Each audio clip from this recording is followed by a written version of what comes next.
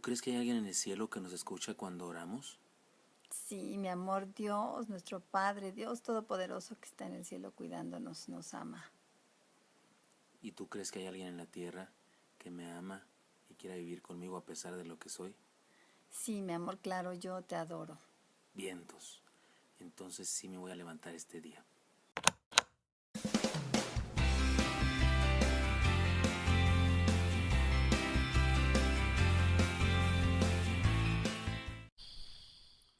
Dios los bendiga, hermanos. Quiero saludarlos en este martes 28 de abril. Soy el pastor Gilberto Gutiérrez de la Iglesia Bautista Ores de México DF. Me da mucho gusto estar con ustedes. Seguimos adelante con los estudios basados en el segundo libro de Crónicas. Ahora estamos en el capítulo 11. Ya leímos la primera parte y los primeros versículos fueron parte de la miniserie que se llamaba Cómo evitar el fracaso en el liderazgo. Pero ahora seguimos adelante. Ya no es parte de la miniserie, sino seguimos adelante con unas claves para el éxito. Y el día de hoy quiero compartir con ustedes lo que nos enseñan los versículos 5 a 17 de segundo libro de Crónicas. Y anuncio de inmediato la clave, que es la número 23 de esta serie de claves para el éxito. La clave número 23 es esta: la clave de las claves, o la clave fundamental, la fidelidad a Dios. Esta es la clave fundamental. Esta es la primera que debimos estudiar, pero por supuesto que en este pasaje es donde se encuentra enseñada muy claramente, y por eso la decimos ahora. La clave fundamental, la fidelidad a Dios. Les leo. Segundo de Crónicas, capítulo 11, versículos 5 a 17. Dice así: Y habitó Roboam en Jerusalén y edificó ciudades para fortificar a Judá. Edificó Belén, Etam, Tecoa, Betsur, Soco, Adulam, Gad, Maresa, Sif, Adoraim, Laquis, Aseca, Sora, Ajalón y a Hebrón, que eran ciudades fortificadas de Judá y Benjamín. Reforzó también las fortalezas y puso en ellas capitanes y provisiones, vino y aceite, y en todas las ciudades puso escudos y lanzas. Las fortificó pues en gran manera, y Judá y Benjamín le estaban sujetos. Y los sacerdotes y levitas que estaban en todo Israel se juntaron a él desde todos los lugares donde vivían, porque los levitas dejaban sus ejidos y sus posesiones y venían a Judá y a Jerusalén, pues Jeroboam y sus hijos los excluyeron del ministerio de Jehová. Y él designó sus propios sacerdotes para los lugares altos y para los demonios y para los becerros que él había hecho. Tras aquellos acudieron también de todas las tribus de Israel los que habían puesto su corazón en buscar a Jehová, Dios de Israel, y vinieron a Jerusalén para ofrecer sacrificios a Jehová, el Dios de sus padres. Así fortalecieron el reino de Judá y confirmaron a Roboam, hijo de Salomón, por 3 años, porque 3 años anduvieron en el camino de David y de Salomón. Mire, aquí tengo que dar una explicación. Roboam es el hijo de Salomón, ¿de acuerdo? A él se le divide el reino y solamente se quedan con él la tribu de Judá y la pequeña tribu de Benjamín. Las otras 10 tribus estaban en el reino del norte. Se le llama a esa tribu, a ese reino del norte, Israel. Y allá se levanta como rey Jeroboam. Este ya había sido un líder por ahí, que había tenido problemas con Salomón, y resulta que ya se le había profetizado, un profeta le había dicho que se dividiría el reino y que a él le tocarían 10 partes. Y ya él es un rey allá en el reino del norte, en Israel. Y resulta que este Jeroboam fue una persona muy sagaz, muy astuta en lo político, pero no en lo espiritual. Y una de las cosas que hizo fue que quitó a los sacerdotes de Jehová, a los sacerdotes que creían en el único Dios verdadero Jehová, los quitó, digamos que los hizo desempleados. Y él puso sus propios sacerdotes. Él edificó templos, edificó ídolos, digamos que inventó una religión. Dijo, para que no vayan con Roboam, para que no regresen al reino del sur, en donde está la capital religiosa de Israel, para que no tengan que ir allá, voy a tener que hacerle su propia religión acá en el reino del norte. Esa fue su estrategia, su idea. Y entonces a los sacerdotes, a los levitas, a los verdaderos sacerdotes establecidos por Dios como tribu para eso, los quitó de su trabajo. Y estos levitas vinieron al reino del sur, vinieron a Judá, vinieron a Roboam. Y con ellos vinieron muchos otros que no eran ni de Judá ni de Benjamín, sino que eran de las tribus del norte. Vinieron también a Judá y a Roboam, porque amaban al único verdadero Dios. Digamos que vinieron por su fidelidad al verdadero Dios y vinieron a rendir culto a Dios acá en Judá, en el país del sur. Y esto provocó un gran beneficio espiritual para el reino de Roboam. Y el texto dice que lo fortaleció y que incluso lo estableció como rey.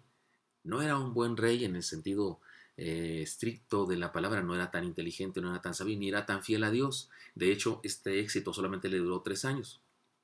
Sin embargo, la presencia de los levitas, la presencia de gente fiel, la presencia de gente que adoraba al único verdadero Dios, el manifestar el pueblo una fidelidad a Dios, le bendijo y le hizo tener un inicio de su reinado, o segunda parte del inicio de su reinado, de éxito. Más adelante vuelve a tener un fracaso bárbaro, pero en este momento la fidelidad a Jehová se convierte en una clave para su éxito. Por eso le llamamos a esta enseñanza, la número 23, la clave número 23, la clave fundamental, fidelidad a Dios.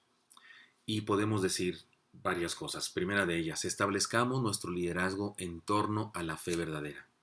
Establezcamos nuestro liderazgo en torno a la fe verdadera. Insisto, Roboam no es que haya sido un gran líder espiritual y amante del único verdadero Dios. La verdad es que fue circunstancial. Jeroboam, su enemigo, el rey del otro reino, el rey que había llevado la parte que se divide, él tuvo la culpa. Él expulsó, por así decirlo, a los levitas. Y los levitas huyen a Judá. Y con ellos vienen los fieles a Jehová y llenan el reino de Judá. Y resulta que el reino de Judá se fortalece.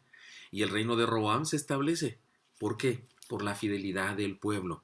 Entonces, hermanos míos, usted y yo podemos aprender de esta regla. Establezcamos nuestro liderazgo en torno a la fe verdadera. Y mire, por supuesto que cuando pensamos en situaciones religiosas, un grupo celular, un departamento de la iglesia, una iglesia en formación, una iglesia, por supuesto que esto de la fidelidad a Dios es fundamental, es parte de la fe, es parte de la religión, pero en la familia igual. Nuestro liderazgo como padres, como mamás a las mujeres, debe estar sustentado en la fidelidad a Dios. Si nuestros hijos deben seguir nuestro liderazgo, si nuestros hijos deben obedecer, deben recibir influencia de nosotros, es porque somos fieles a Dios. Pero aún en el ambiente empresarial, aún en la política, podemos influir con, con la fidelidad a Dios. Un gerente, un empresario que es fiel a Dios, por supuesto que tiene un liderazgo que se fortalece. Y si comparte esta fe verdadera a sus empleados, a sus compañeros de trabajo, por supuesto que su liderazgo se fortalece. Fortalezcamos la unidad por medio de la búsqueda de Dios. El texto es muy hermoso. El versículo 16 dice, tras aquellos, se refiere a tras los levitas, tras aquellos acudieron también de todas las tribus de Israel los que habían puesto su corazón en buscar a Jehová, Dios de Israel. Se vale buscar a Dios. Si usted es gerente, si usted es empresario, sería bueno que regalara libros cristianos a sus empleados, a sus gerentes. Sería bueno que de vez en cuando llevara al pastor de su iglesia que les diera una conferencia. Estoy hablando en serio.